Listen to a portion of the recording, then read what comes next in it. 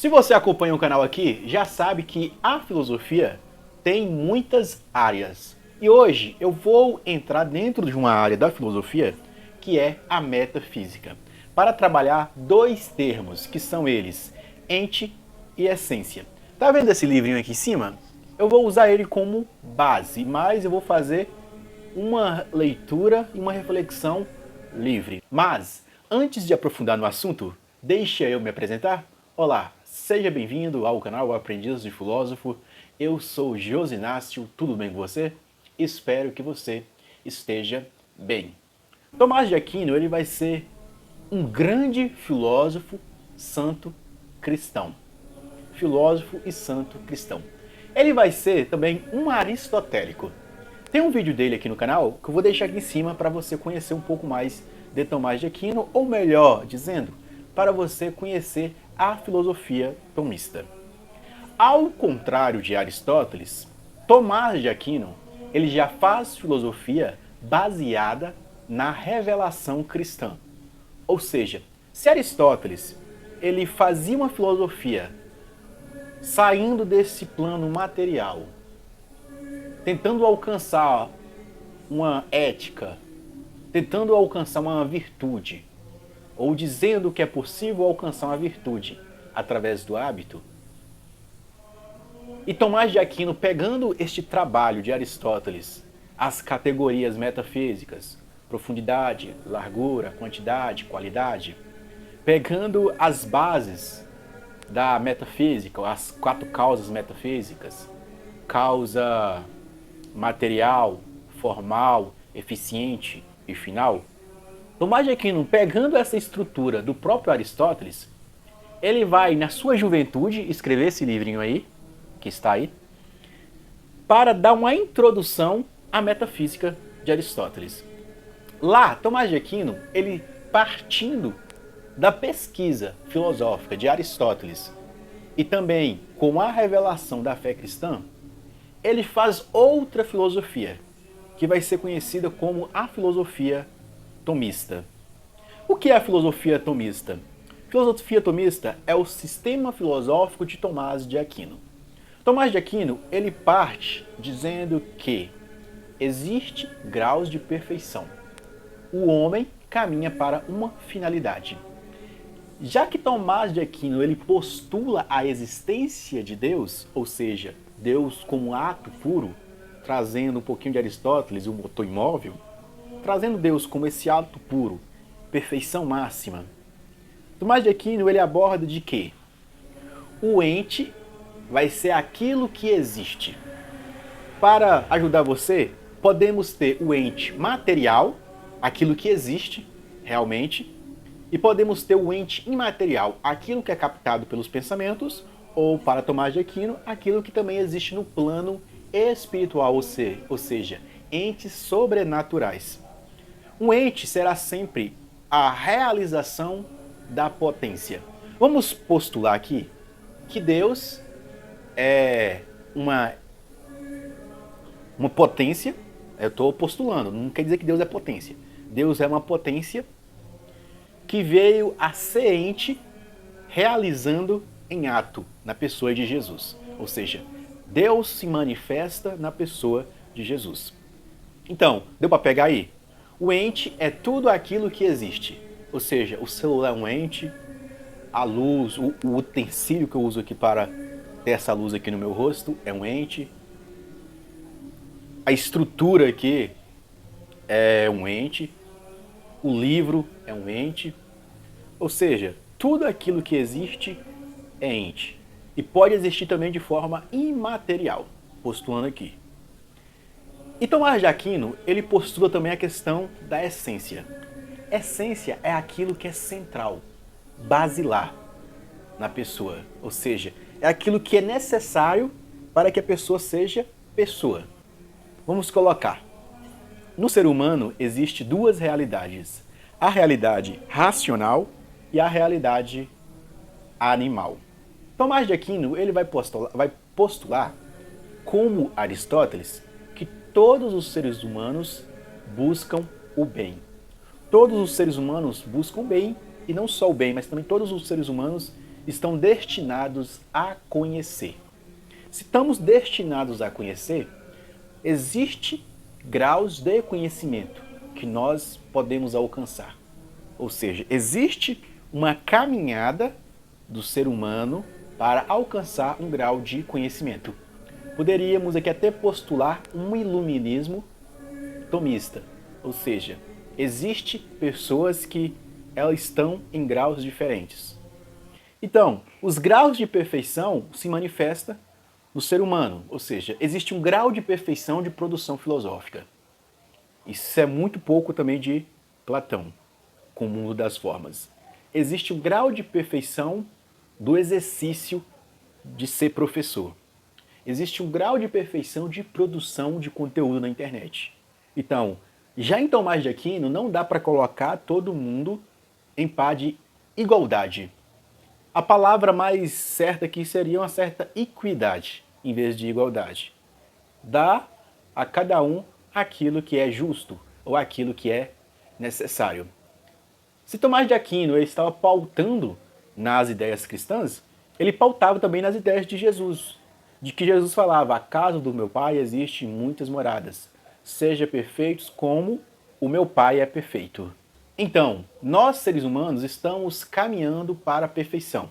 Se Tomás de Aquino estava fazendo algo relacionado à doutrina cristã, o destino de todo ser humano é encontrar-se com Deus. Não é à toa que Agostinho de Hipona ele vai dizer, viemos de ti e para ti voltaremos. Ou ele vai dizer, de ti eu vim e para ti eu voltarei. Ou seja, Tomás de Aquino, Agostinho, um filósofo lá do século IV, ela aponta isso, que nós, seres humanos, temos uma caminhada para Deus.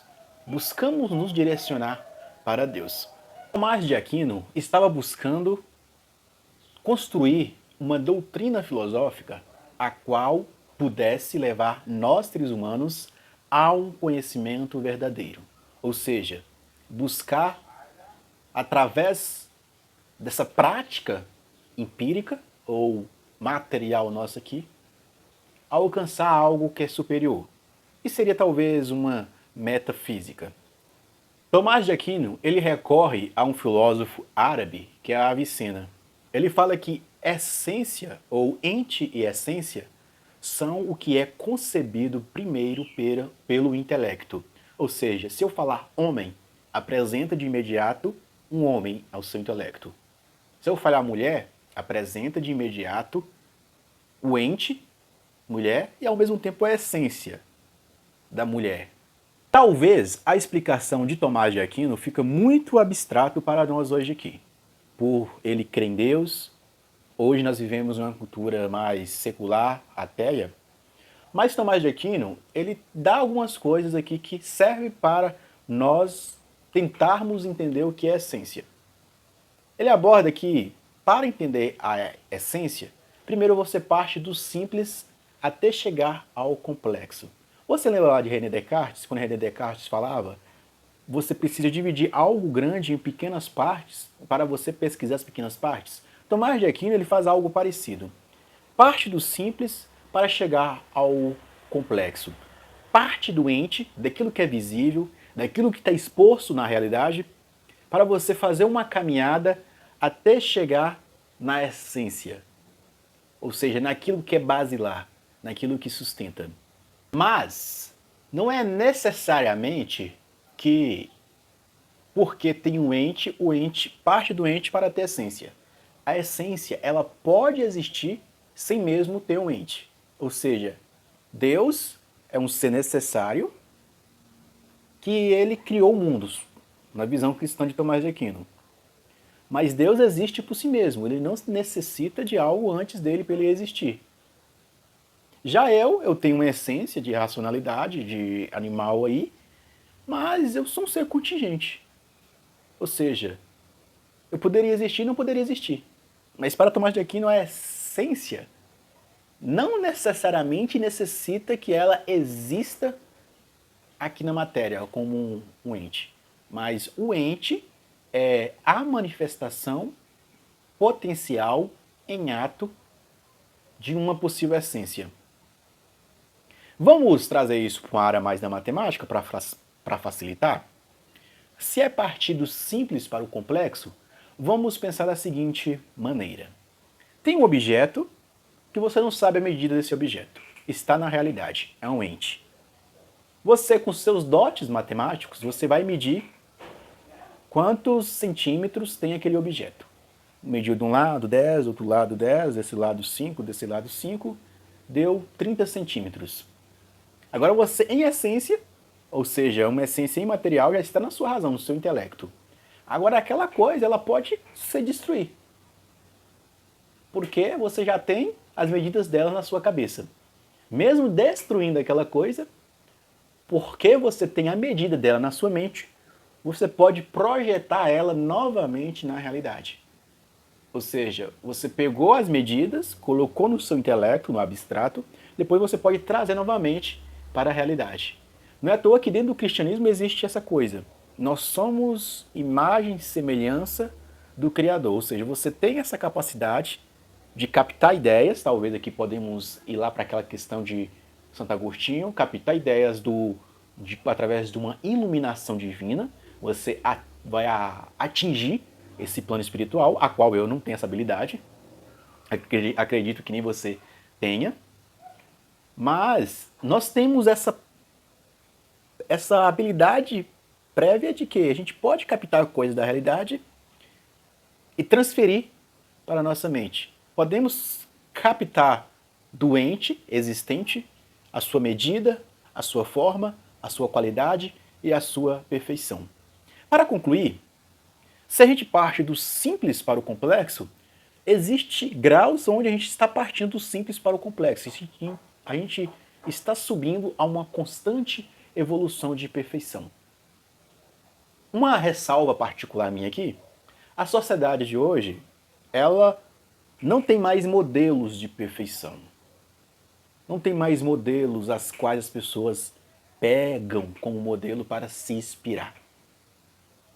Ou seja, uma pessoa que ela sobe a um grau de poder, ela deveria ser exemplo ela deveria ser exemplo para outras pessoas. Ou seja, um exemplo de perfeição. Trazendo um pouco de Platão, seria um pouco do mundo das formas. Ou seja, existe o mundo das formas perfeitas, as quais você pode ter um vislumbre, uma visão dessa forma, e sua missão é caminhar em direção a essa forma. Já na doutrina cristã, existe o Deus perfeito, existe o mundo, existe o Deus, que é a fonte de toda a perfeição, que você irá caminhar nessa direção. E nós, já é provado, e você sabe, você olha na realidade, você sabe que existe graus de perfeição na realidade. Existem pessoas melhores do que eu, melhores do que você. Partindo de que nós caminhamos para graus de perfeição, como eu já abordei em algum vídeo aí atrás, que eu falei de Marco Aurélio, se você acompanha o canal aqui, Marco Aurélio ele falava que você tinha que andar de acordo com a lei. Viver uma vida para desenvolver as virtudes. E Marco Aurélio ele fala uma coisa para um homem virtuoso que acabou de morrer. Olha o que as pessoas podem dizer desse homem virtuoso. Se ele fosse um homem virtuoso e sábio, alguém diria: finalmente poderei respirar livremente, sem a opressão desse pedagogo. De fato, ele nunca foi duro com nenhum de nós, mas sempre tive a sensação de que ele nos condenava. Ou seja, Marco Aurélio está abordando uma coisa aqui. Tem pessoas que buscam a melhoria contínua. O exemplo disso são os santos católicos ou algumas pessoas das religiões budistas ou do Sufi. Toda vez que a pessoa busca uma perfeição, busca melhorar, e quando ela se torna sábio ou virtuoso, que nem Marco Aurélio falou aí, está caminhando nessa direção, entrar em harmonia com Deus ou com as leis da natureza, essa pessoa, mesmo ela não falando nenhuma palavra, aquelas pessoas ao redor dela se sente oprimida por essa pessoa. Por quê? Essa pessoa que se eleva um pouquinho, ela obriga outras pessoas a se elevar.